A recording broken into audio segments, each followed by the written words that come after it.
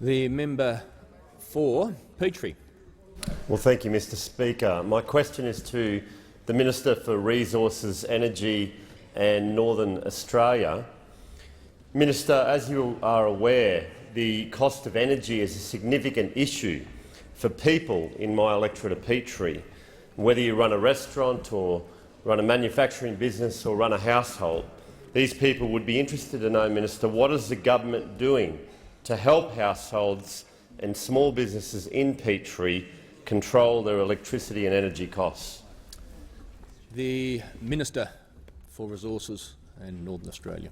Thank you, Mr Speaker, and I thank the member for Pitrie for his question and acknowledge his hard work in this place for his constituents.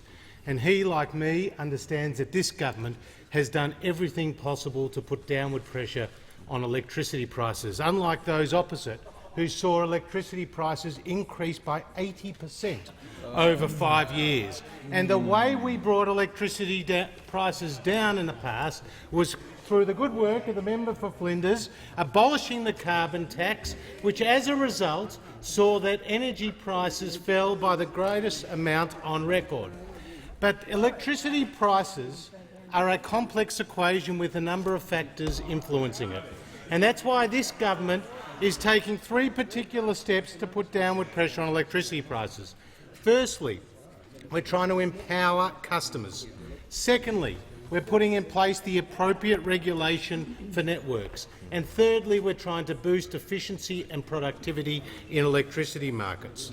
The COAG Energy Council, which has representatives from all states and territories, has committed to giving customers greater choice over their particular energy plan by aligning their energy use and consumption patterns with the particular plan of choice.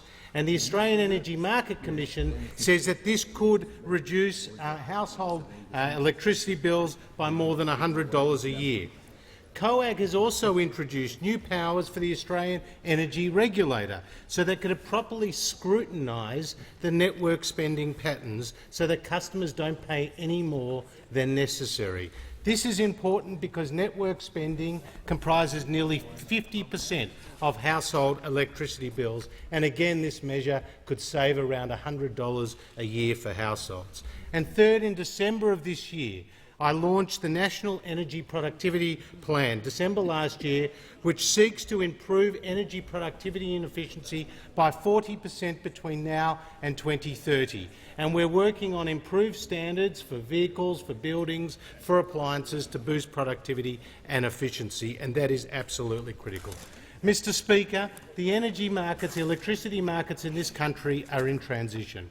We're seeing a greater use of renewables. We're seeing a greater focus on customer choice, and we're seeing more appropriate targeted regulation.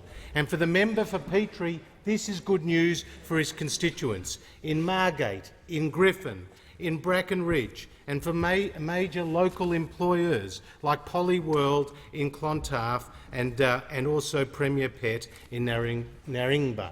These are all the product. These companies, these households in these areas are all benefiting from the low electricity prices that this government is driving by good policy.